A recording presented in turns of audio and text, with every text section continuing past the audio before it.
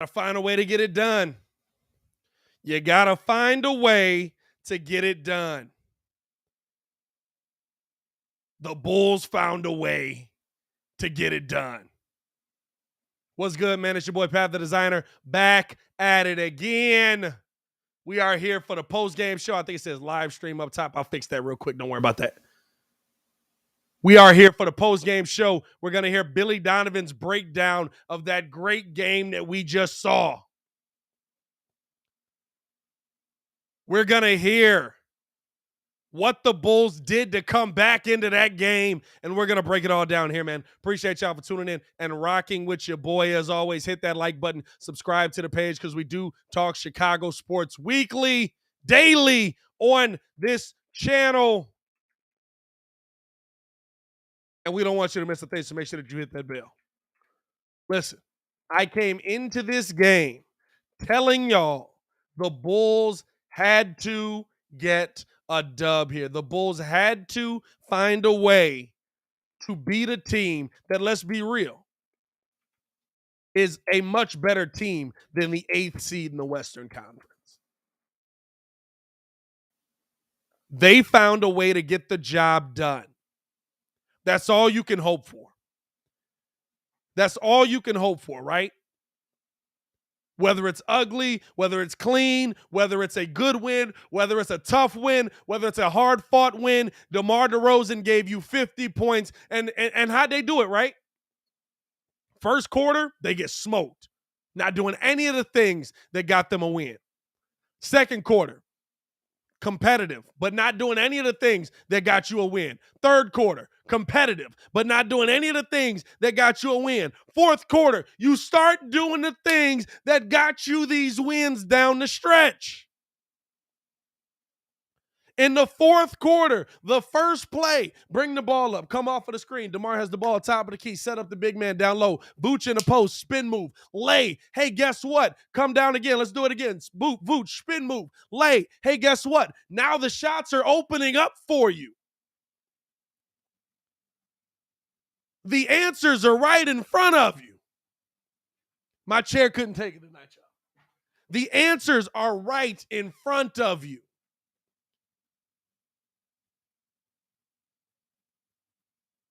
They're telling you that your game is showing you what you need to do to beat these teams. Guess what? The things that work for the worst teams also work for the best. Also, I'm going to take a sip of tea.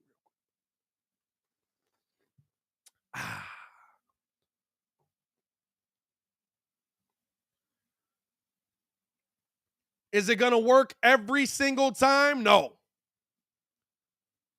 But I'll tell you what, you've got a heck of a lot better chance at winning a game that way than just playing the ISO ball game. You've got a heck of a lot of a better chance to win a game that way than just playing the ISO ball game.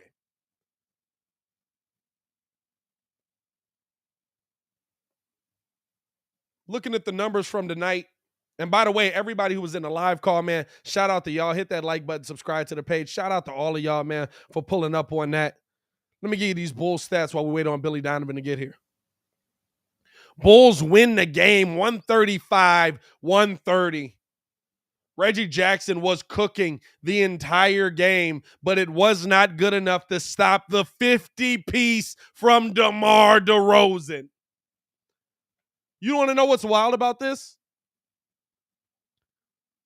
If you were to look at this game just based on the numbers that you saw, and the numbers were like this for a good chunk of the game, you would never think the Bulls trailed. You would never think the Bulls trailed.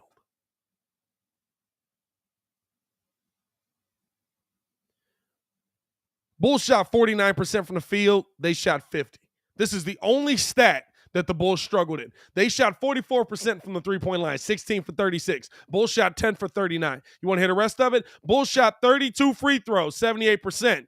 Knock down your free throws, we wouldn't have been in this position. But that's a story for another day. Bulls out-rebounded the Clippers 13-4 on the offensive boards. They out-rebounded them 50-40 on rebounds alone.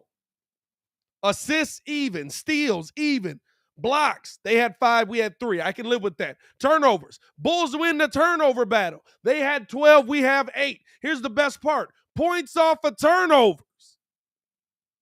21 points for the Bulls off of turnovers versus the Clippers getting 12. It was like that the whole game. The Clippers were knocking down ridiculous shots the entire night, but the Bulls weren't doing what worked for them. You can look at if you didn't watch the game, right, and you just looked at the numbers, or you didn't listen to the live commentary, and you just looked at the numbers, you would believe that the Bulls were competitive this whole game. You would believe that the Bulls were competitive this whole game.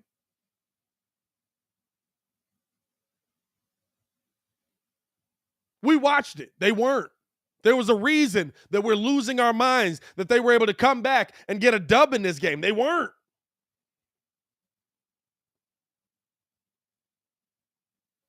Over 100 in the chat. Nah. You would have believed that the Bulls were up this whole game, dog.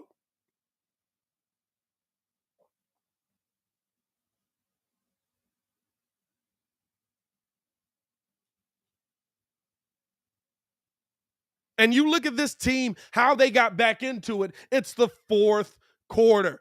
Think about how much work that you have to do when you've got to guard Vooch on one end and try to score on the other. At one point in this game, the Bulls trailed by 16 points. 16 points.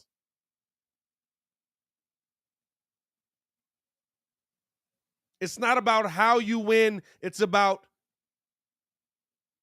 if you win. It's not about how you win. It's about if you win.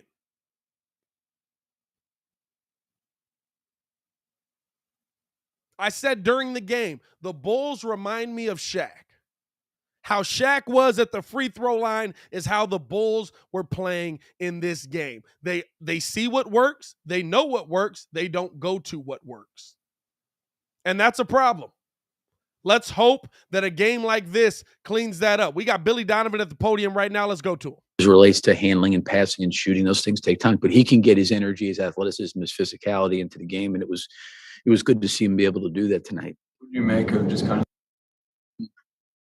Well, I mean, I know the rule. In that situation, I guess, that late. Yeah, I mean, the bottom line is they're supposed to call it. Now, I did not see the play, so I'd have to relook at it. But that's the rule, that if there's contact before the ball gets inbounded, you know what I mean? They're supposed to call it. And they're supposed to call it if it's in the first quarter or the fourth quarter.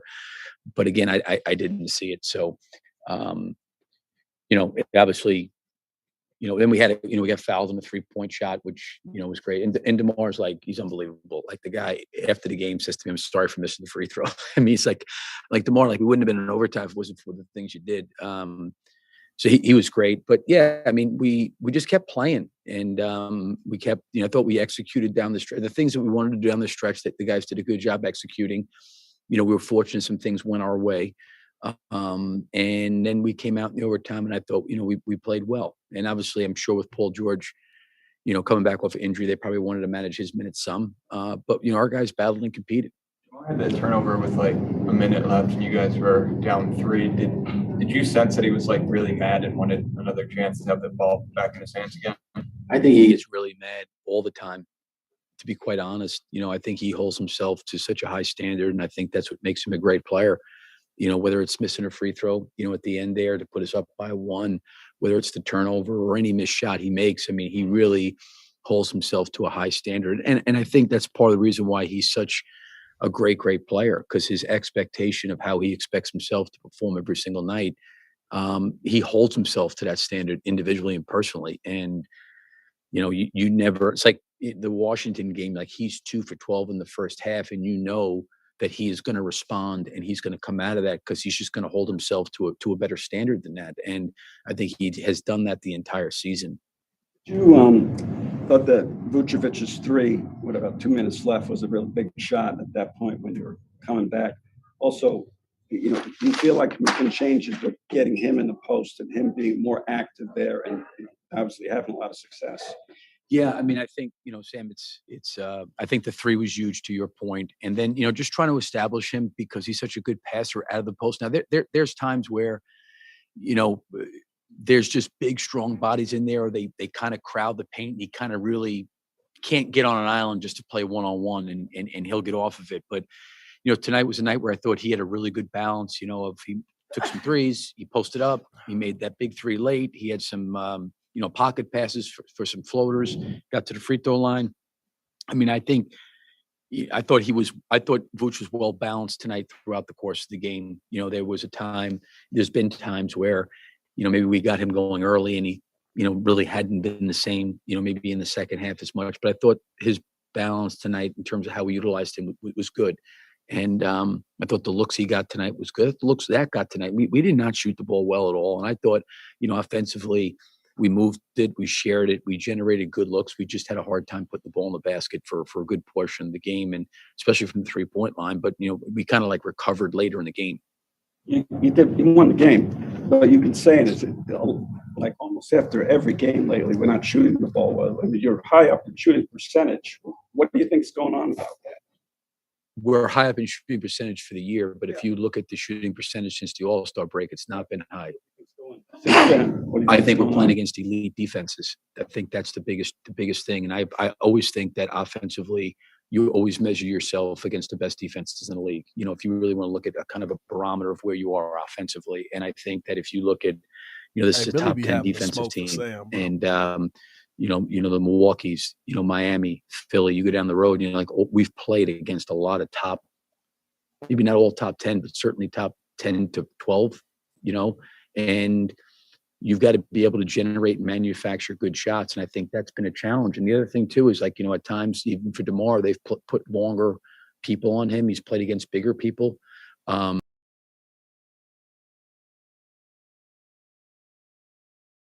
Shooting for the year, like if you look at our offensive rating for the year, you would sit there and say, wow, they got a really good offensive rating. Look at our offensive rating after the All-Star break.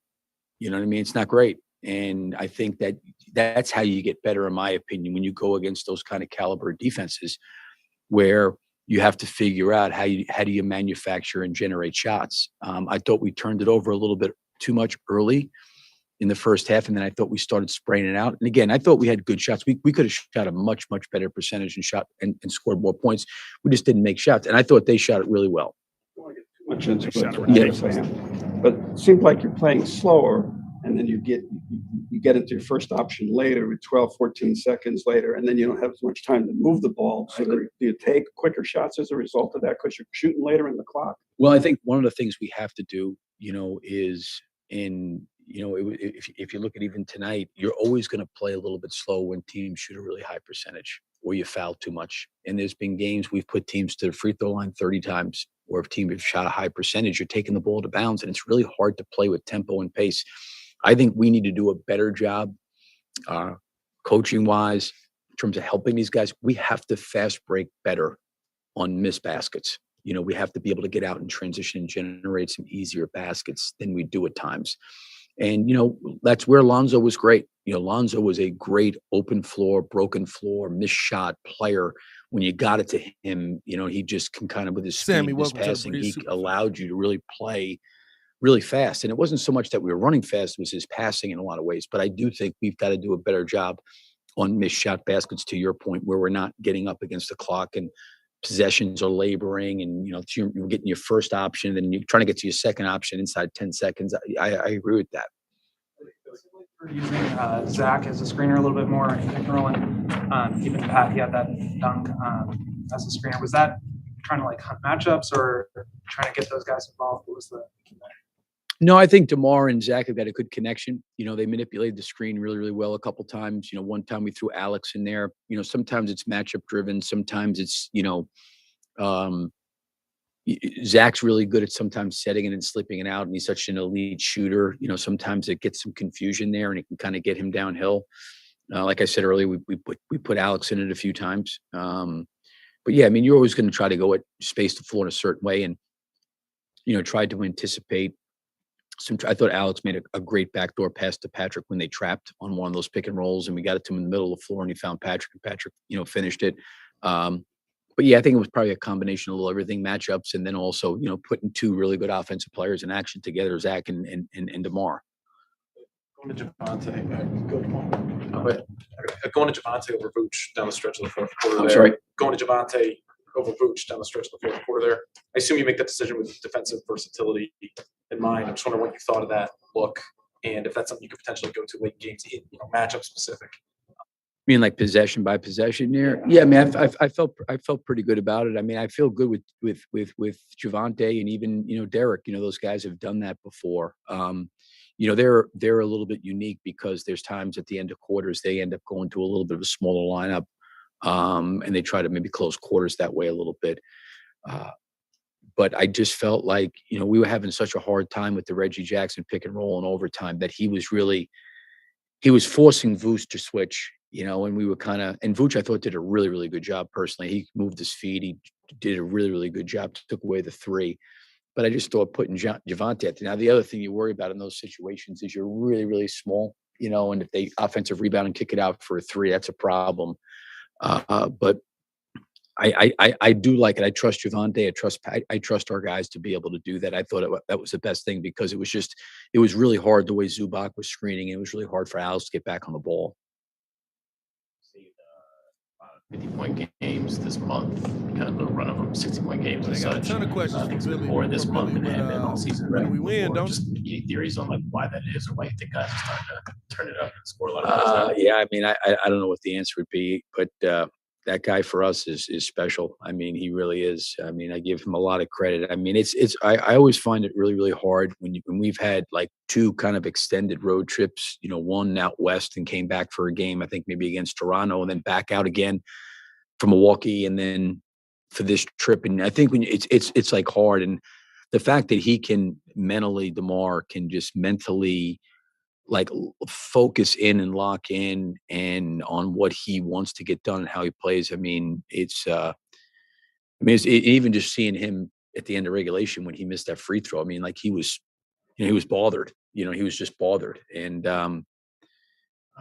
it's some of those guys just they're wired in a way that they have an unbelievable level of focus and concentration, and whether things slow down for them or their concentration is heightened, it's pretty amazing to see him do what he do, especially on that back-to-back with New York and Washington, the number of minutes he logged and coming back and playing again and playing in overtime games.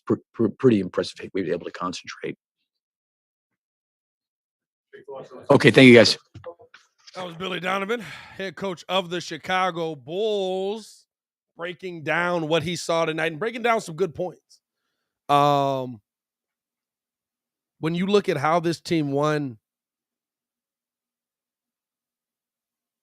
it was about finding themselves and fighting through a horrible shooting night. I told y'all at the half. Now, granted, I wasn't happy about it. I wasn't happy about how the Bulls were playing. I felt like the way that they were playing, and I think y'all will agree, the way they were playing was kind of leading them down a path of taking an L. They changed the offensive game plan on one side to make it work. But the Bulls absolutely were shooting the ball entirely too much from everywhere else but where the ball needed to go. The offense opens up when you go to Nikola Vucevic. The offense opens up when you go to Nikola Vucevic.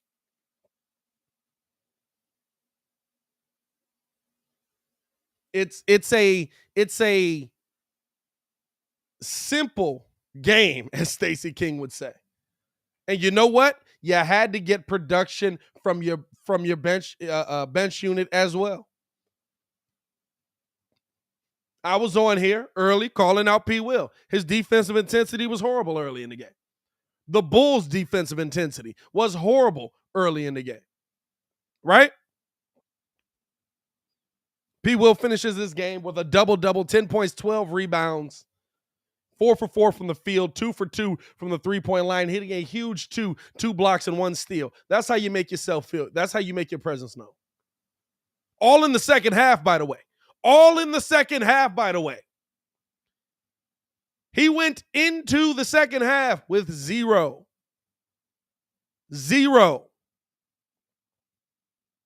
shot attempts. Not points, shot attempts. He has to make his presence known. Right? He starts to make his presence known. They start to clean things up on the offensive end. And guess what? Now it starts to move smoothly again. Now you start to see this team able to score buckets. Why? Because I can't just stand out at the three-point line and wait for you to take that shot. I have to run in there and try to cover the big guy. When Debo, the double team came to Debo, what was he doing? Double team, drop that down to Caruso. Caruso on the drive. How did Paul get his dunk?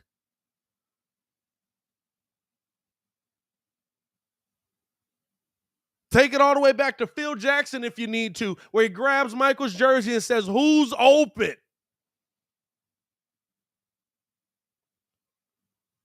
Take it as far back as you need to, but you have to make your presence known for that to happen. Vooch has to have the opportunity to make his presence known for that to happen. P. Will has to have the opportunity, not P. Will has some opportunity to make his presence known, but you have to have the energy as well.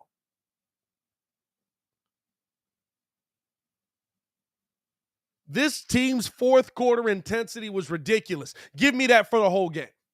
If you give me that for the whole game, we're not sitting here talking about 135, 130. We're sitting here talking about, hey, we just blew out the Clippers. Are they for real?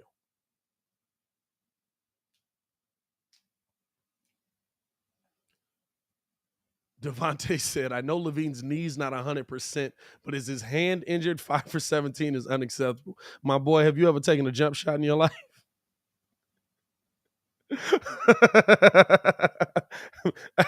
hey, that was that's funny. That was funny. Give you the rundown on the numbers for the night. Vooch, 22 and 14. 9 of 19 from the field, 3 for 5 from the three-point line. Caruso, 7, 3, and 7. He was 3 for 6, but I'll say this. He made Paul George's life a nightmare. Hey, guess what? Remember Paul George shot 7 for 20 last time? Paul George shot 7 for 20 this time as well and struggled mightily from the three-point line, 2 for 9. Now, granted, PG just coming back. But I mean, you know, Zach LaVine, 21, 4 and 5 on 5 of 17, 10 for 13 from the free throw line. And I'll tell you this right now, that's what started to change this game. When they started going downhill, when they started attacking downhill, and the refs, I mean, we all saw it on both sides, egregious. On both sides, it wasn't just on the Bulls, right? Because the foul calls and everything is kind of even, but on both sides, egregious misses. And I'm not going to lie to you, the call on Terrence Mann, listen, it's the right call. They don't do it like that. They don't call that call like that. It's the right call, but they don't call that call like that. If I'm a Clippers fan tonight, I got a question. Now, I'll say this, right? The one thing that you do have to throw on top of it as a caveat, they called that call on Wednesday.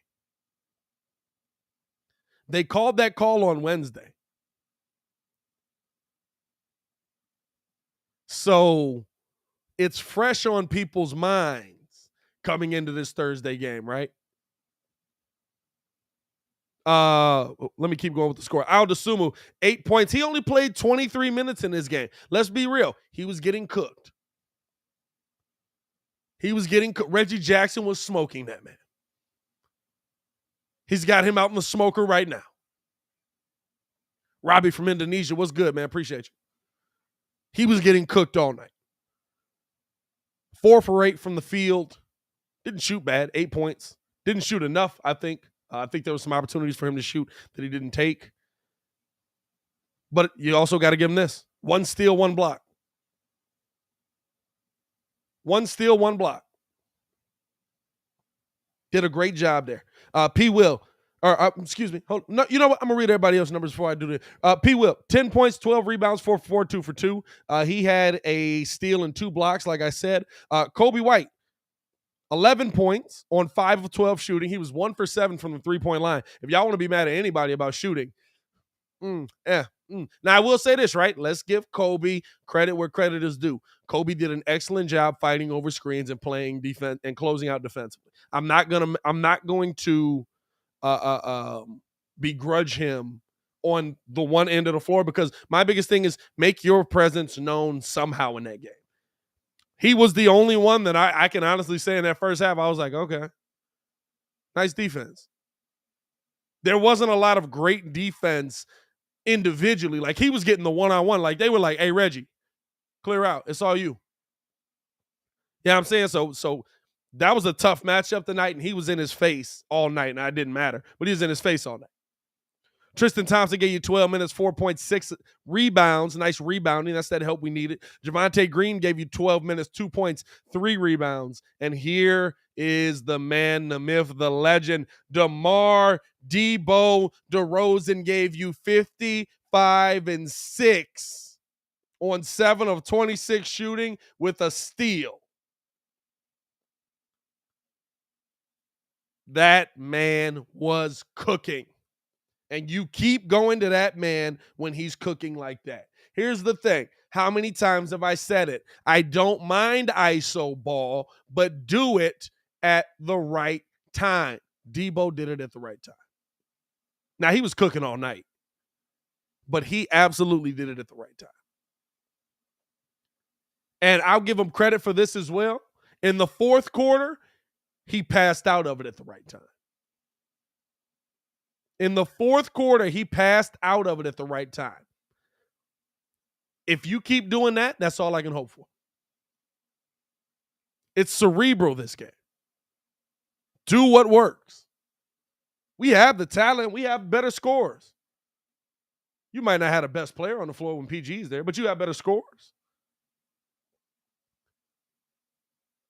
They play a better team defense, but we're getting ours back together. You know what I'm saying? But this Bulls team can play with anybody if you play the smart way, if you play the way that we know works, that we saw work, that we keep seeing work.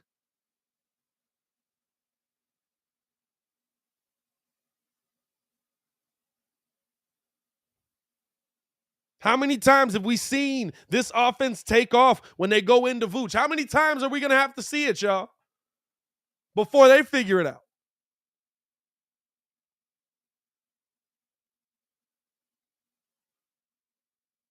Sports Genius, we need better defense on threes. I think tonight that, fam, they knocked down some tough shots, bro. I will say there were some times where, like when the Bulls got down on themselves and you could tell that it happened, they had open shots for sure. Batum got some open looks. Kennard missed a couple of open looks.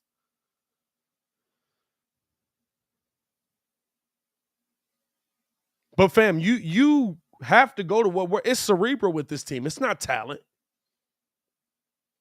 It's cerebral with this team. It's not talent.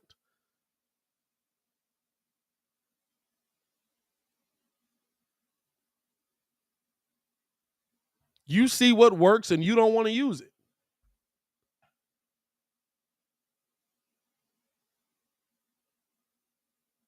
I don't know if it was Billy Donovan in the fourth or the players in the fourth that said, hey, it's time to go to Vooch. But guess what? It's time to go to Vooch. Somebody had to make the decision. I don't know who did, but somebody had to make the decision. And the decision should have been made the entire game.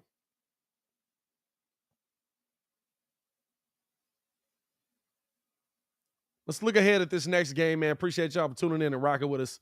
As always, man, hit that like button, subscribe to the page. We're giving away that Ayo Dosunmu jersey at 13,000 subscribers. We actually hit over 12.5 tonight, so guess what, Bulls fans? Next post-game show, we're going to start qualifying people.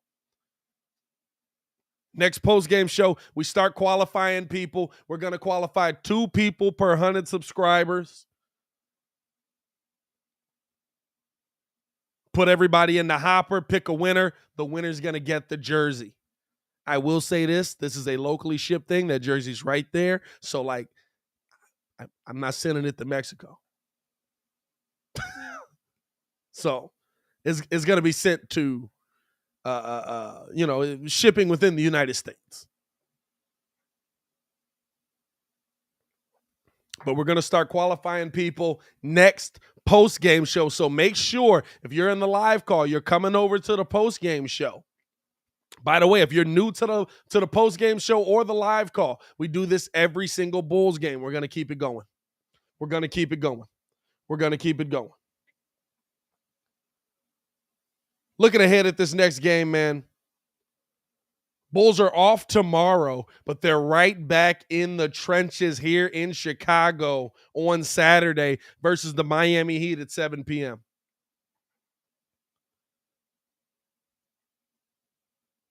Miami has kind of found their footing again, even though they're 5-5 in their last 10 games. But after that Boston game, really after the Kings game, but after that Boston game, it seems like they found their footing. It seems like they're going to be moving in the right direction. And guess what? Now the tests come, right? While I love this win,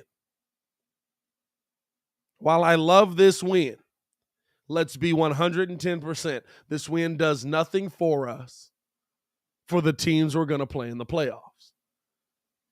Your next 3 games here,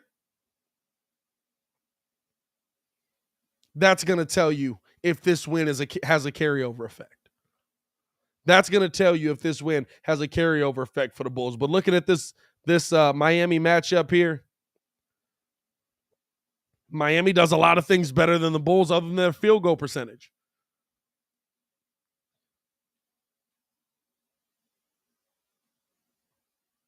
Miami top 10 in three-point. Miami is first right now in three-point percentage, and the Bulls have gone through a really tough stretch here in this second half with the three-point shot. Miami's 20th in rebounds with 44. Bulls are 28th at 42.8. Offensive boards, Miami tied for 17th. Bulls are down 29th in the NBA.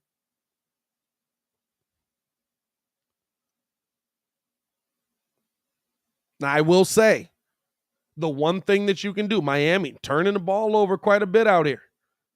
14.5 turnovers per game. They're going to give you the opportunity if you play this level of defense that we saw in that fourth quarter and overtime. They're going to give you the opportunity to turn that ball over. Bulls tied for 5th, top 5 in the NBA in turnovers per game with only 12.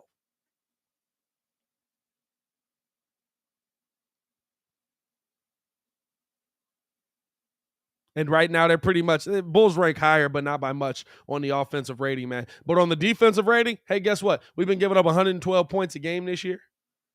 They've been giving up 108. This is going to be a grinded out, fight it out kind of game. Expect a low-scoring game if the Bulls come out and play with that energy, if they come out and play with that smoke in their heart. The Bulls got to understand, this is playoff vibes all the way until the playoffs get here. And then it's even more playoff vibes. They showed me something tonight. I told them after the Washington game, good wins, show me something. They showed me something tonight. Going into the next game, let's see if they can show us something again. We got Debo at the podium, and then we're going to close it out. Guys stepped up.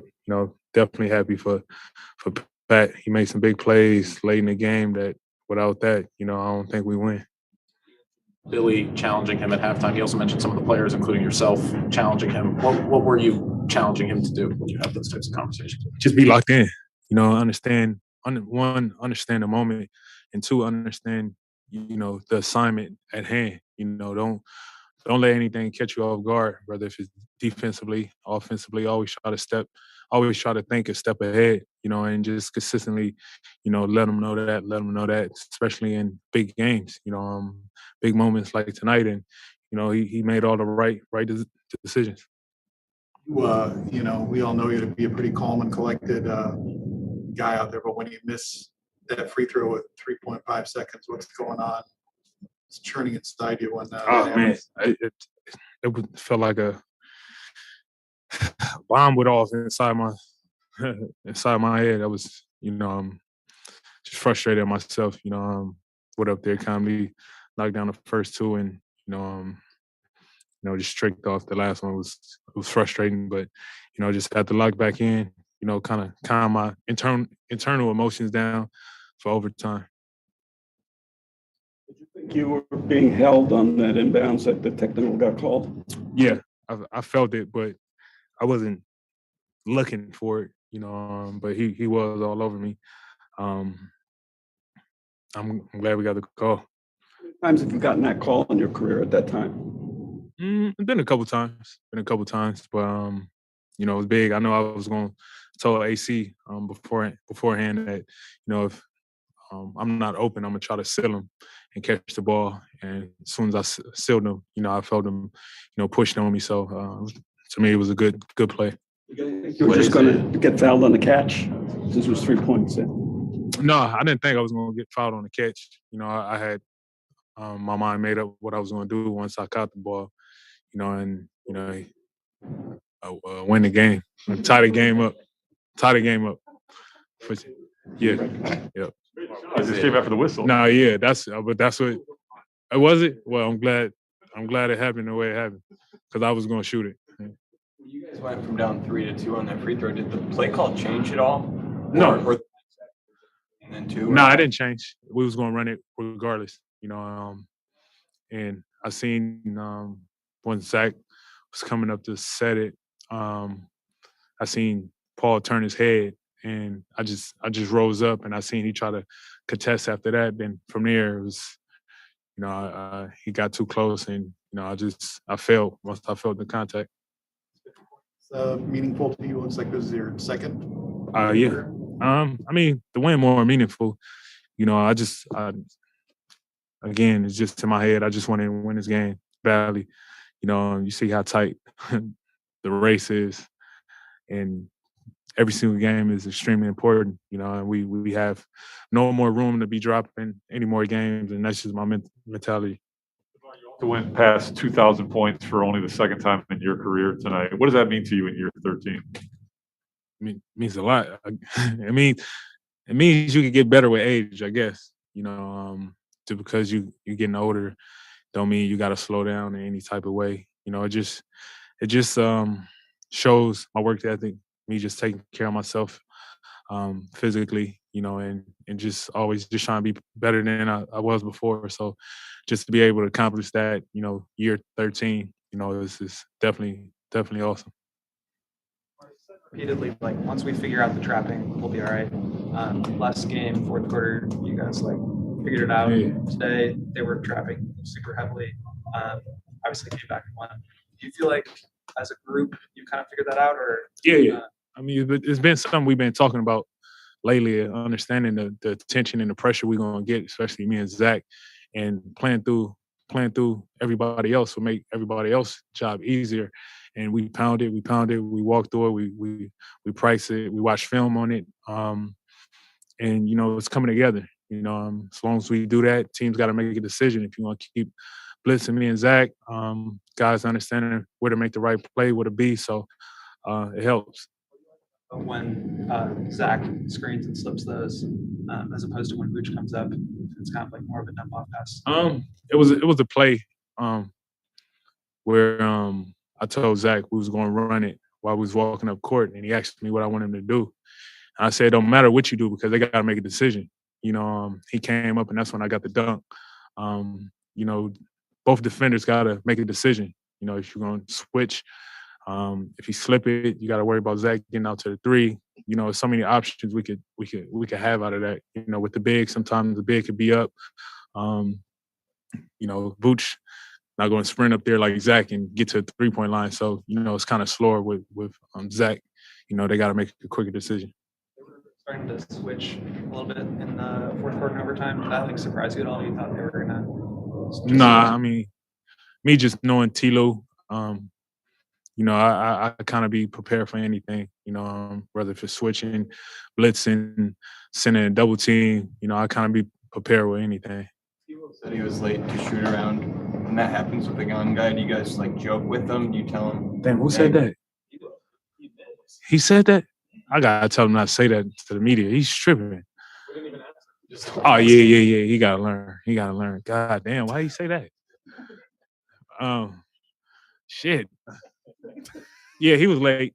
I mean, you get on him, then at the same time, you turn into a joke at the same time, but you definitely get on him. I said something to him, then after that, we turn it into a joke. And, he made sure he was an hour earlier to his time today. So, you definitely be on him. So it won't happen again. He Really said, tough hey, stretch he ahead of said, you the next 3 games, how you say that? especially. Is this kind of game that can carry over? Or is it Yeah, just- I mean, yeah. No matter who we play now, it's going to be this type of physicality, atmosphere, aggression, being desperate to win, competing. You're going to get everybody best blows. You can't run from anything. And as a competitor, I always want to play against the best of the best. Got the game ball for you, it looked like. You do anything with that? Nah, I ain't do nothing with it. Appreciate it. That was DeMar DeRozan. I love that he had P. Will in there. He's like, why he say that? Oh no, he can't do that, bro. He can't do that. Julian said, hey Pat, just wanted to reach out and see if you'd be interested in joining me and a couple of my co-hosts on Chicago Clubhouse podcast sometime in the near. Love to have you on, man. Listen, I'm always down. Hey, even after I can't talk, I'm always down to do other shows, bro. I'm always down to do other podcasts, bro. I remember what it was like coming up for me, and people didn't want to jump on the show with me. People didn't want to work with me. People didn't want to, I'm saying I'm not like that. So reach out to me on Twitter, bro. Appreciate you for the super chat. First off, reach out to me on Twitter in the DMs at Pat the Designer. And yeah, man, you know what I'm saying? Clubhouse isn't a podcast, depending on how Marcus, I'm not that serious about it. Okay. Yeah, bro, whenever. Reach out to me, bro. And I'll hop up in there with you, man. And we'll make it work, my guy. We'll make it work. You know what I'm saying? We all coming up in this mug together. So let's keep it growing. Hey man, that's all I got tonight, man. I gotta go do Locked On Bulls with Hayes. We might be going live, we might not, I don't know. It depends on what he want to do tonight. But yeah, I have no voice, so live might be better. We're gonna see. As always, man, it's your boy Pat the Designer. Bulls got a dub. Bulls got a dub, bro. Bulls got a dub. You see that? You see that 36 inch of Bulls head back there, right there? There's a 36 inch of Bull head right there. See red. You know what I'm saying? Y'all stay safe out there as always, man. Appreciate y'all for tuning in and rocking with us. Appreciate y'all for showing all the love, all the support. As always, man, it's your boy Pat the Designer. Back at it again. Hey, Chicago. Y'all stay safe out there, man.